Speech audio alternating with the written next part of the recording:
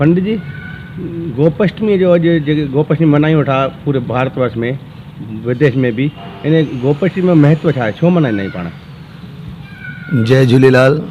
मैं पंडित जितेंद्र शर्मा, सिंधी कॉलोनी राजा पार्क, जयपुर से आप सभी लोगों को ये अवगत करवाना चाहता हूँ कि गोपाष्टमी के दिन अनेक प्रकार की गायों की पूजा करने के लिए बड़ी बड़ी कतारें लगी हुई हैं, पर लोगों को ये पता नहीं गोपाष्टमी क्यों मनाई जाती है। गोपाष्टमी के शब्द में इस चीज़ का परिभाषा बताई गई है, गोपाष्टमी यानी गौ के पालन करने की अष्टमी तिथि बताई गई है। पुराणों में भी कथा बताई गई है कि कान्हा जी जब छोटे थे, जब बछड़ों को चराया करते थे, उनकी माता को कहा गया कि मैया मैं बछड़े नहीं गाय को चराऊँगा। तो मैया ने कहा कि ये डिपार्टमेंट मेरे पास में नहीं है, वो जा कर के अपने नंद बाबा से बात करो।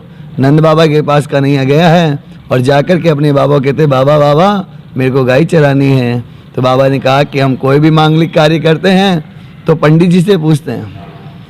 पंडित जी को बुलाएंगे, मुहूर्त निकलवाएंगे और मुहूर्त निकलवाने के बाद में जिस दिन का मुहूर्त होगा उस दिन आप गाय का चारा चराने के लिए आप चले जाना।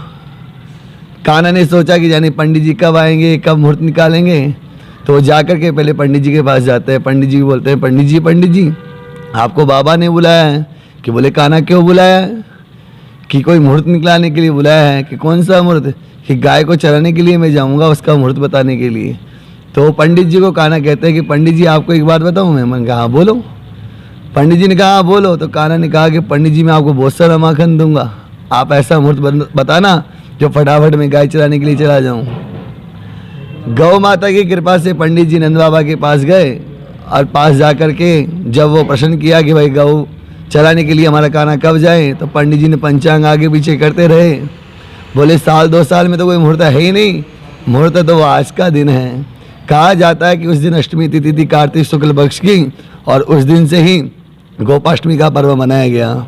दूसरा पुराणों में कथा ये भी आती है कि इंद्र ने जब गोवर्धन पर्वत पर वज्रधार बरसात की थी, तो इस दिन गोपाष्टमी के दिन उसने हार मानी थी।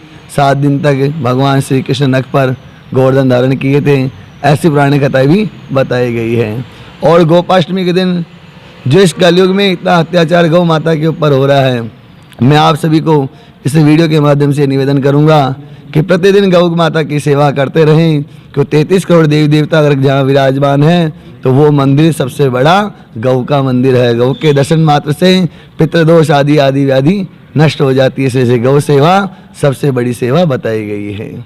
जय राधा गोविंद।